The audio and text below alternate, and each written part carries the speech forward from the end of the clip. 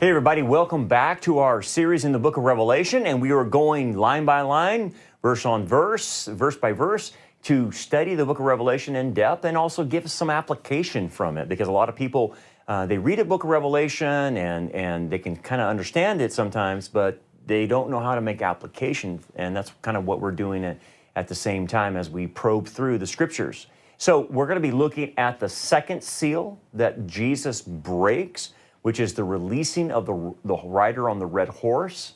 And we're going to be explaining all of that today.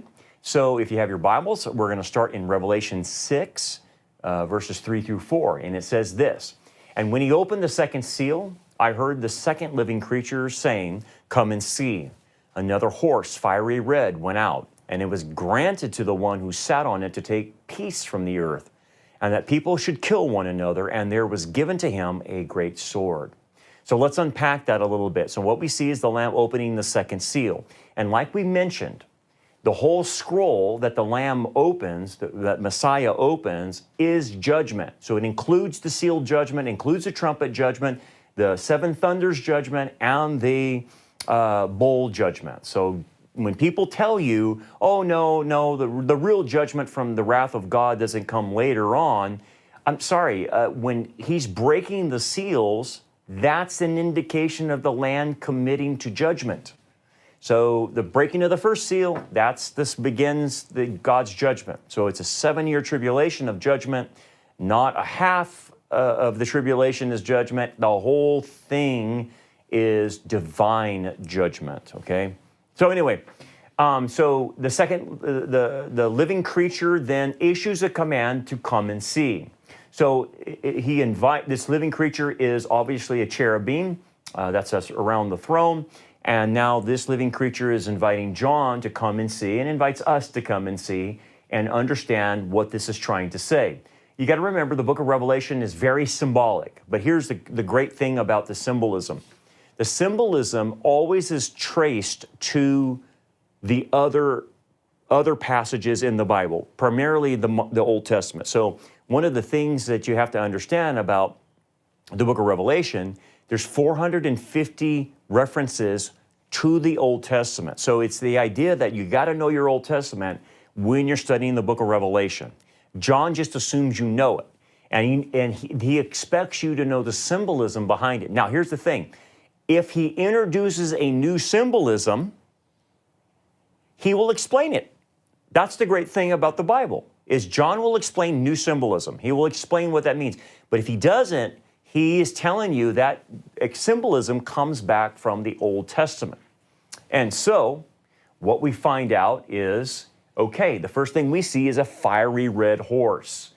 And a horse and a rider on that horse symbolizes war, symbolizes someone's coming to battle. So when we see Jesus coming on a white horse, again, the horse represents coming for battle, coming to conquer, someone coming, to fight is the idea.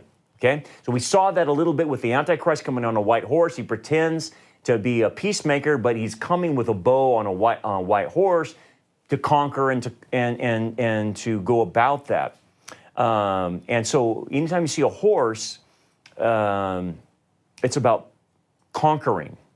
And the way this conquering is going to happen is through war. So what do I mean? Fiery red, that comes from the book of Zechariah. There's a red horse there as well. But red in the Bible symbolizes bloodshed many times, okay? Bloodshed. And so the horse symbolizing conquering. And so when you put the symbolic nature together, a rider on a red horse is basically war. And it's a collapse of peace is what it's trying to say. And the rider then is given power to take peace from the earth and incite war, that people should kill one another. That's the idea. And so this rider is given a large sword, and the sword obviously is meant to go to war with. When Christ comes back, he comes back to war. He's not carrying a literal sword, but it's the sword that comes out of his mouth, because he's going to war. So the sword represents going to war and conflict is the idea, okay? And so there, all the symbolism is this writer is coming on the world stage, and it's a symbol for global conflict, okay? And notice the progression in the seal. So you have the rider on the white horse, which we said was the Antichrist, and he comes as a man of peace, but yet he has a bow with no arrows, but it's bent towards threatening people, right? And we know that the Antichrist is a man of war because he worships the god of war, so to speak. He worships, military might. So we know he comes with that background. But what ensues then after his introduction of this false peace is war starts happening. And the fact that it's happening in the book of Revelation means that it is global. This is a global conflict. That's the idea. All the things, all the judgments that are happening in the book of Revelation are global in nature. They affect the entire earth. That's why you'll see this term in the book of Revelation, I think 11 times, where it talks about those who dwell on the earth. That's really not what it says in the Greek. What the Greek literally says is earth dwellers. And the plagues and the judgments of God hit the earth dwellers. So it's the concept that in order to avoid the judgments of God, like the church is promised to avoid the judgments of God, right? No condemnation for the church. You have to be off the planet to avoid all the judgments. And so, again, what's my point? It goes back to all of the issues are global in nature, okay?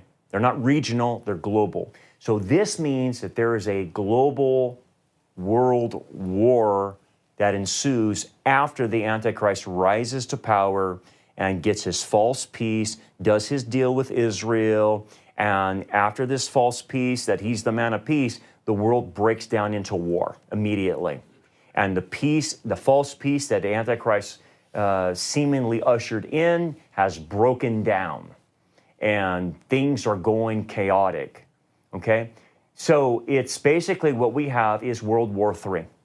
That's what we're talking about. But even worse than World War III, it's a global war. Yes, World War II was bad and World War I was bad, but not at this level. This is unlike anything. It's unprecedented because everyone's going to war. It'll engulf the entire earth, okay? There won't be a place on the planet that's not in turmoil, is the idea. And so again, this period is different. This is called the Tribulation period. And with the fact that the writer is given a sword means that peace has been removed from the world, okay? This is God's judgment of removing peace. And so the natural inclination of man is to fight.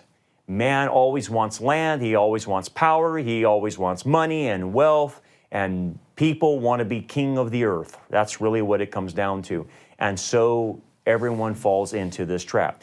They are not, I know this is a misnomer, that people will just bow the knee to the Antichrist. That's not how it goes in the first half of the tribulation. There is a vying for power.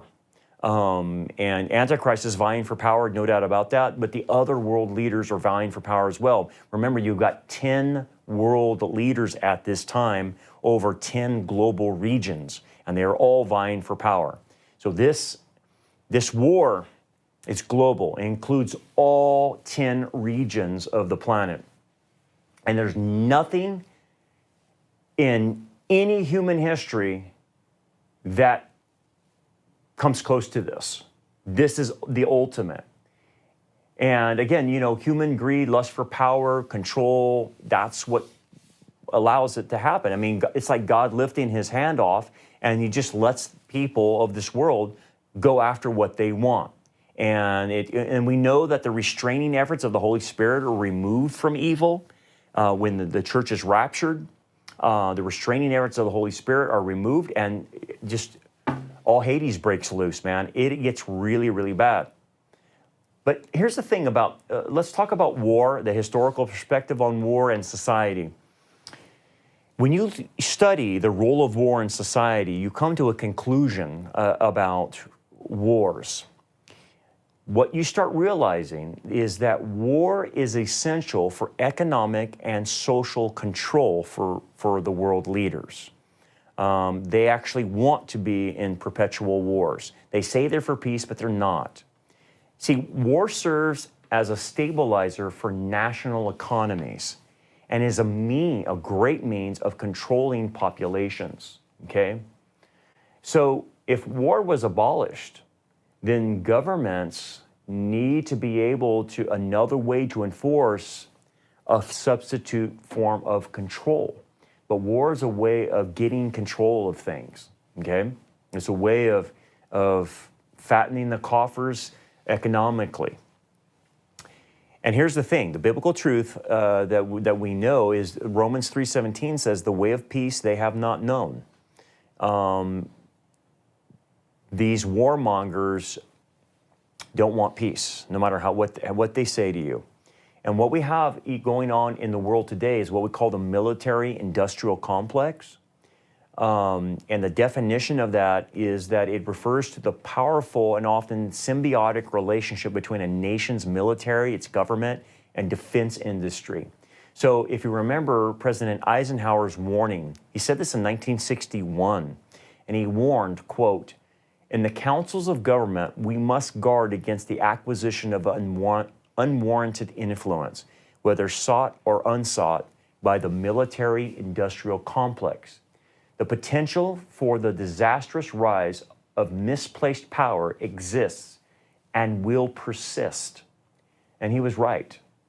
So what you have in a military-industrial complex, and again, this is all going in that direction, is you have a government/military collaboration where the governments will allocate vast sums of money, billions of dollars today, to military spending and defense contracts.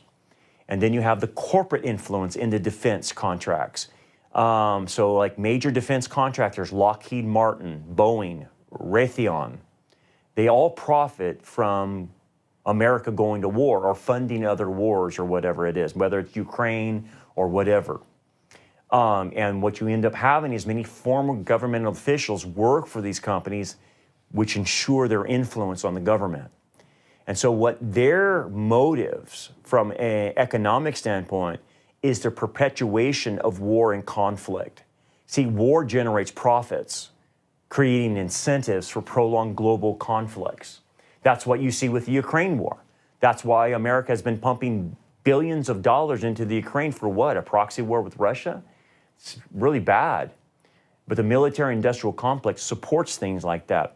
So when Trump goes in front of, and does the State of the Union in front of Congress, and he says he's going to end the war in Ukraine between Ukraine and Russia, Democrats won't stand. They won't applaud that. And Trump went over there and said, "What do you guys want? 5 more years of war?" And that's exactly what they said. Yes, we want more years of war. They literally said that.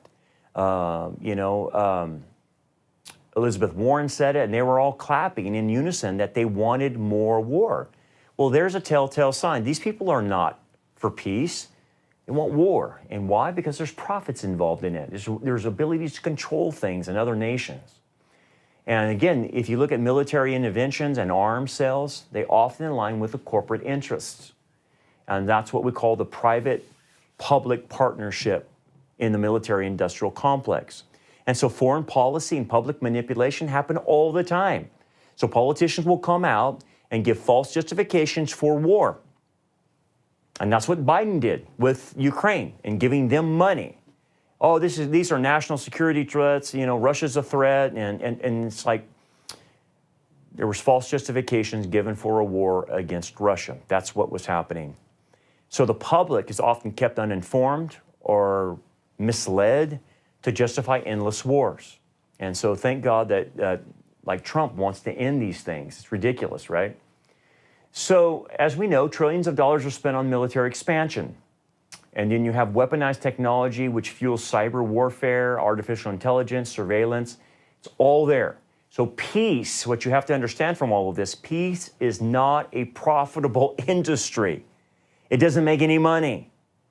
And so for them, the government and the private military, engineers that make all the weapons and all the things that is used for war, endless conflict is the norm for them. That's what they want. So anyway, this basically is God bringing this all to a culmination in this first red horse. Anyway, let's go back to the text and try to understand what this is. Some have suggested the rider on the red horse is the false prophet, and basically, the associate of the Antichrist. But we don't know. I wouldn't make that claim. I think it's more symbolic of anything. I don't think it's a literal rider. I don't think it's even the false prophet. The false prophet is on the ground. There's no doubt about that, and he's doing whatever he needs to do. But at that time, the religious system, the whore of Babylon, is in place. The false prophet and the Antichrist really don't rise to religious prominence until the midpoint of the tribulation. But let's look at the color red. Like I said, it's related to war. But then when you look in the book of Revelation, in Revelation 12:3, Revelation 17:3 through 4, what you start realizing is the beast system is associated to red as well. So, like I said, it's related to war, but it's also related to the satanic kingdom, the beast empire. And so there's something there that's satanic, okay? And I don't know all that's involved, but it is to Satan's advantage to do this. Because what does Satan want out of this? He doesn't want the 10 kings ruling. He wants his son, the Antichrist, eventually ruling. So there's kind of this idea of mixing it up and getting them all to war and inciting war, so it eventually creates a situation where the Antichrist can rise to power over the 10-league confederation. So anyway, the breaking of the seal is, so it's under God's control and providence, no doubt about that, but under that control is Satan working to bring about, what he is trying to do in his agenda. But God is showing you that, no, it's Jesus who's in control. Jesus is controlling this. So anyway, what you have to understand about the tribulation, it's a 7-year period of tribulation, but what we have is 3 world wars, 3 global wars. And what you're seeing in this seal is the first war, the first world war, global war. And then at the midpoint of the tribulation, there will be another global war.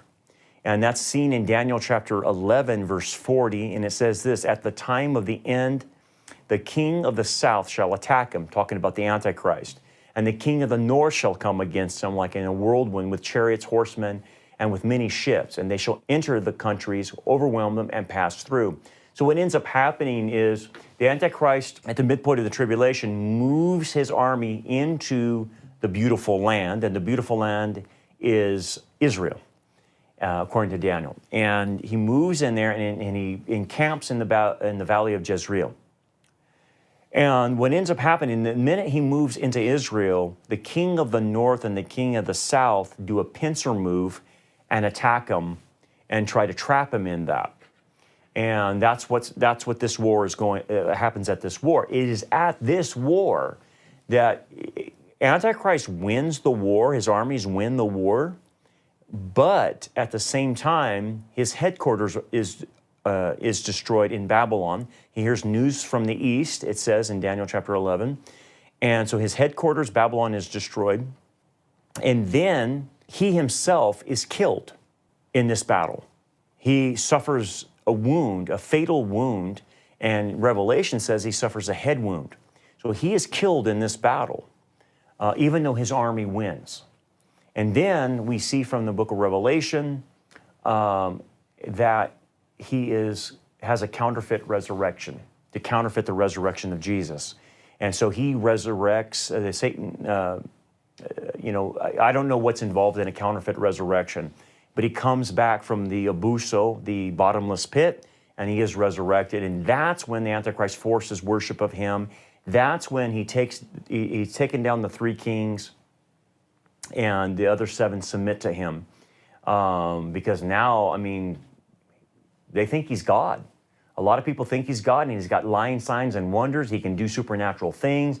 The false prophet is supporting him, and so that's when he takes possession and starts ruling the earth for the last 3.5 years of the tribulation period.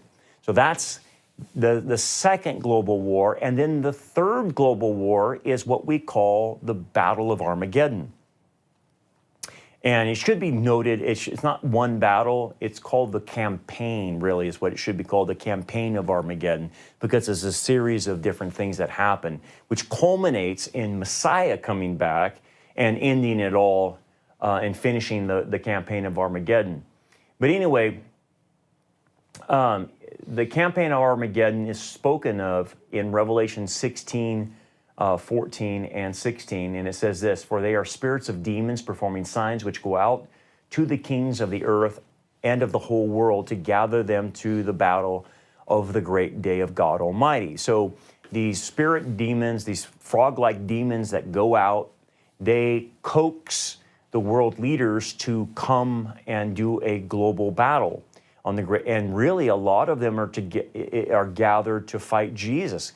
Now, I don't really know if they understand they're going to fight Jesus.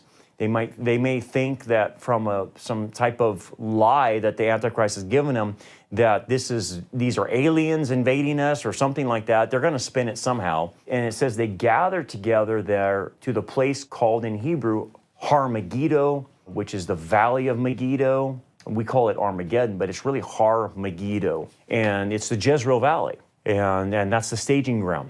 Okay, so the battle ensues, and obviously the kings of the earth are gathered there to make war, and to actually make war against the Messiah, it says. And so they basically turn the guns on Jesus, which I know it sounds crazy, but again, we don't know if they fully understand. Do they think this is Jesus? Maybe they do. Or do they think this is an alien invasion, or, you know, we're being invaded by these entities, these ETs or whatever? I don't know. But anyway, they come to make war against him. And when Jesus comes back, obviously, with him, they're routed. They're destroyed. And it says in Revelation 19 through 21, it says, "And I saw the beast and the kings of the earth and their armies gathered together to make war against him, who sat on the horse, and against his army. And then it says, then the beast was captured, and him the false prophet, and with him the false prophet, who worked signs in his presence, by which he deceived those who received the mark of the beast and those who worship his image. These two were cast alive into the lake of fire burning with brimstone, and the rest were killed with the sword which proceeds from his mouth of him who sat on the horse, and all the birds were filled with their flesh." So there's a lot of things that happen here when Jesus comes back. The armies of Antichrist are trying to eliminate the remnant of Israel that are in Petra and Jerusalem. And basically what ends up happening is Jesus, according to Zechariah, kills the Antichrist, and the false prophet are killed. And then he literally melts the armies of the Antichrist. And Zechariah 14 mentions this. And it says their eyes and their tongues dissolve while their body just basically dissolves into liquid. He melts them. That's the best word I can use. It's kind of like the Raiders of the Lost Ark scene where they open the Ark of the Covenant and they look in and they all melt. It's that kind of scene. And that's what creates this lake of blood that's 200 miles square between Petra and Jerusalem. So it just melts them, and all that's left is liquid. So it creates a lake of blood as high as the horse's bridle for 200 miles square. It's a lot of blood. But that's what happens when he melts them. So it's kind of anticlimactic the way Armageddon ends. All these armies are coming against Jesus or whatever to try to offset that, and it's like snap of his fingers, so to speak, and the word comes out of his mouth and they're dead. He melts them. It's like anticlimactic. There's no challenge, right? And of course, we will be there and see all of this. But that right there is the third global war that we see. And so that's what this is pointing to. But what's our application? Well, again, there can never be true peace on this earth without Christ. He has to come back. And then once he comes back, he is the Prince of Peace, and he is who ushers in 1,000 years reign of peace. But without Christ, there can be no peace. And that's what this false horseman, the first horseman brings of the Antichrist, brings a false peace. And it doesn't hold. Because immediately, chronologically, the false peace doesn't hold, and it's short-lived, and it goes and devolves into a global war. So this is important for all of us. We don't put our hopes in human institutions. We don't put our hopes in humans for lasting peace. We don't put our hopes in political leaders and treaties and organizations like the UN. They're all going to fail. True peace only comes through Jesus Christ when he rules and reigns. Do we work towards having peace? Of course we do. You know, we just don't turn a blind eye to stuff, but we ultimately know we're not going to get to where we need to be without Jesus. Okay, we're not going to bring in the kingdom like the Christian nationalists think, or the post-millennialists think, or all millennials or whatever, thinking they're going to usher in the kingdom by themselves without Jesus and create peace. You're not doing it. We try to have peace one-on-one. That's the idea. Live peaceably with all men as much as we can, as much as it is in our power. But we're not looking for humans to save us. We got to do our job, but understand where our trust is. It's in Jesus bringing peace. So prepare for rising instability. Jesus warned in the Olivet Discourse, you will hear of wars and rumors of wars. See that you are not dismayed. And so the idea is you're going to see a lot of instability heading in that direction. And you're going to see increase in conflicts. The violence will increase. And Jesus called this birth pains, right? And so it's all heading in a direction, especially if you watch the Middle East and Israel, the birth pains are happening. It's going to continue to get worse there, right? And so, again, why don't we have peace? Well, on a personal level, people have rejected the Prince of Peace. The world leaders, do you think Vladimir Putin has accepted the Prince of Peace? Of course he hasn't. A lot of these world leaders have not. And so there are consequences for rejecting Jesus, who is the Prince of Peace. That means then they will go and try to grasp power. That's all it's about. And they want to dominate and control. That's what's happening around the world. Rejecting Christ leads to destruction. It leads to people looking for power, grabbing power as much as they can, and they don't care how they do it. The end justifies the means, whether they steal it or have to kill for it. They will search for power when you reject Christ. And that's what's happening all around the world. But those who know Christ seek peace. They want not only true peace with God, but they want true peace with their fellow man.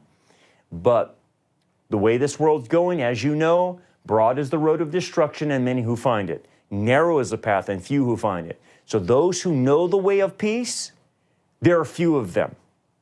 There are few of them. There's a few there in Washington, but not a lot.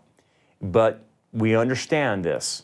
And so our job, even though I can't affect geopolitical aspects, I at least can affect my world around me. That's my mission field. And I am to usher in, as much as I can, the Prince of Peace to people so they can experience peace with God and then peace on the horizontal level with their neighbor. So anyway, we'll continue to pick this up when we look at the third seal next time. We'll see you then. God bless you.